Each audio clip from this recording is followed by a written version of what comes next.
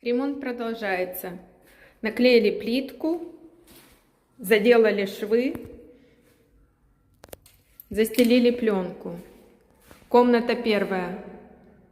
Потолки, стены, пол прогрунтовали. В коридоре тоже стены, потолок прогрунтован. Смотрим дальше. Вторая комната. Стены, потолок, пол прогрунтованы. И кухня. То же самое. Завтра будет покраска потолка и багетов.